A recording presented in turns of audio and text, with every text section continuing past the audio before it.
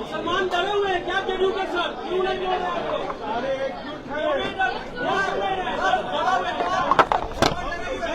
Janata Dal United के नेताओं की प्रेस कॉन्फ्रेंस थी और एक भी पत्रकार का सवाल नहीं लिया गया। सब यहां से भागते नजर आए। जितने भी प्रेस कॉन्फ्रेंस के दौरान ही कई सारे नेता उनके भाग गए। देखिए, पत्रकार जूझ रहे हैं, कोशिश कर रहे हैं कि वो सवाल लें, लेकिन वो सवाल ले ही नहीं रहे। एक भी सवाल नहीं लिया है। खाना पूरी करने के लिए किया।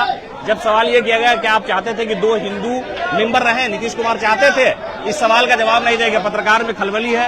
एक भी सवाल नहीं है। जेडीयू के वक्फ तरमीमी बिल के पार्लियामेंट के दोनों ईवानों में पास होने के बाद ही मुल्क की सियासत में एक हमा-हमी छाई हुई है।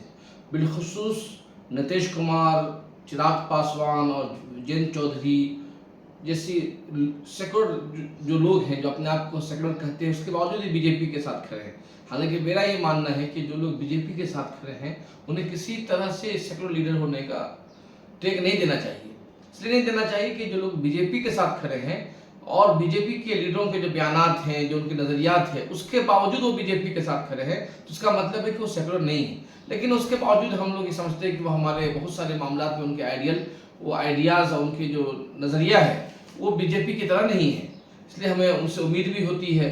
तो वक्फ तरमीमी बिल जब पास हुआ, जब वक्फ तरमीमी बिल जब आया पार्लियामेंट में, तो तेलुगु देशम चंद्रबाबू नायडू और नीतीश कुमार, जो 2 बड़े स्टेक होल्डर हैं मरकजी हुकूमत में, और इन दोनों ही की वजह से मोदी सरकार चल भी रही है। इन दोनों से उम्मीदें थी कि ये दोनों हजरात पार्लियामेंट में मुस्लिम मुखालिफ किसी भी बिल को पास नहीं होने देंगे। और चूंकि वक्फ तरमीमी बिल में कई अहम नुकात हैं जिससे सरासर मुसलमानों की मसाजिद, मदारिस, खानका को नुकसान पहुंचने वाले हैं। जाहिर बात है कि नीतीश कुमार ने अपने सियासी फायदे के लिए और चंद्रबाबू नायडू ने अपने सियासी फायदे के लिए मुसलमानों के जज्बात का एहतराम किए बगैर पार्लियामेंट में उन्होंने हिमायत का ऐलान किया और इन दोनों अफराद की बदौलत पार्लियामेंट में कानून पास हो गए। इस बिल के पास होने के बाद से ही बिहार की सियासत में उठापटक जारी है। जनरल यू के कई सारे लीडर अगरचे गैर मारूफ हैं, उन्होंने इस्तीफा देकर एक मिली हमीयत और मिली गैरत का सबूत पेश किया। उसके बाद कयास आराई थी कि जो अहम मोहतबर फायज हैं वो उनका क्या रोल होगा। आज पटना में उनकी प्रेस कॉन्फ्रेंस हुई। उस प्रेस कॉन्फ्रेंस में कई अहम लीडर्स जिसमें अहमद अशफाक करीम, खालिद अनवर, मरसा बोर्ड के चेयरमैन, इसी तरह से 1-2 और लीडर जो थे, गुलाम गौस, ये लोग वहाँ शरीक हुए। अगर आप पूरी प्रेस कॉन्फ्रेंस से देखें तो ऐसा लगेगा कि इनके ऊपर वही शेर कहा जा सकता है कि तू ही नादा चंदकलियों पर तैनात कर गया, वरना गुलशन में इलाज तंगे दामा भी था। ये अफराद हुकूमत, ये इनके पास कोई इस सवाल का जवाब नहीं था। सिर्फ वो नीतीश कुमार ने ये काम किया, वो काम किया। अरे 20 साल से तुम सीएम हैं, तो वो सीएम है बिहार के, अगर उन्होंने कोई काम करते तो उन्होंने कोई एहसान नहीं कर दिया। ये बिहार के अवाम का हक है, इन्होंने जो काम किया। क्या काम किया उन्होंने? वो हमने नौकरी दिया। अरे नौकरी सबको मिली, उसमें कितने % मुसलमानों को नौकरी मिली? सवाल तो ये करना चाहिए। तो वो इस तरह के अहम मुद्दे पे जो डायरेक्टली जो सवाल था वक्फ को लेकर, वक्फ पर सवाल देने की बजाय वो नीतीश कुमार के एहसानात गिनाने लगे। और जब सहाफियों ने वक्फ पर सवाल पूछा उनसे कि क्या आप समझते हैं कि मुस्लिम दरसगाहों में, मुस्लिम मसाजिद जो वक्फ कमेटी है उसमें गैर मुस्लिम का होना ज़रूरी है? क्या आप वक्फ यूज़र को हटा देना, इसी तरीके से 5 साल का प्रैक्टिसिंग मुसलमान का शब्द लगाना, क्या ये सही है? जब इस तरह के सवाल पूछे गए तो खालिद अनवर, अहमद अशफाक करीम, परवेज सलीम, इस तरह सारे जो लीडर थे सब प्रेस कॉन्फ्रेंस छोड़कर भाग गए। इससे ये अंदाजा हुआ कि ये जो अफराद हैं, जो बड़े सफ़ेद पोश हैं, जो अपने आप को कहते हैं कि हम सफ़ेद पोश हैं, और इससे वाज़ेह हुआ कि ये जितने सफ़ेद पोश हैं, ये सफ़ेद पोश हुकूमत के दलाल हैं। इन्हें अपना ओहदा, अपना मनसब ज़्यादा अजीज़ है और उस मनसब के खातिर वो मुसलमानों के नुकसानात हों, कुछ भी हो, वो उनको बर्दाश्त है। और यही वजह है कि मुसलमानों पर ही एहसान देता है।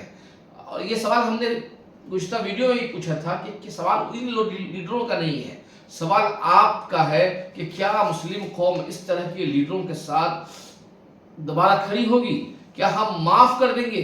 क्योंकि वक्त तरीन बिल अभी पास ही हुआ है, उसको अभी सदर जमहूरिया की मंजूरी बाकी है और अभी फिर उसके बाद कानून बनना है, ज़ाबित बनने हैं, तब जाके नोटिफिकेशन जारी होना, तब कानून नाफिज होगा। लेकिन ये बिल के पास होने के बाद भी योगी आदित्यनाथ ने यूपी में ऑर्डर जारी कर दिया है कि आप जो है पता लगाएं कि कौन कौन गैर कानूनी वक्फ है जिन पे डिस्प्यूट चल रहा है, उन्हें कब्जा कर लेंगे।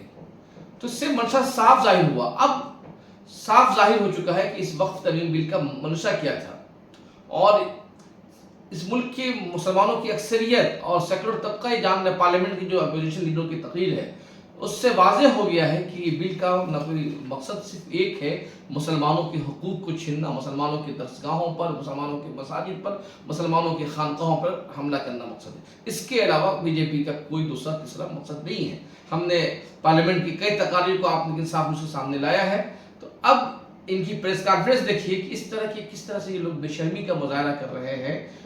जनता दल यू के जो लीडरान हैं, अगर ये तारीख के इस नाजुक मरहले पे खड़े थे, अगर ये चाहते, ये जो लीडरान हैं अगर ये चाहते तो हुकूमत का दिफा करने के बजाय मुसलमानों के साथ खड़े होकर अपने नाम को तारीख में बुलंद तौर पर दर्ज करा सकते थे।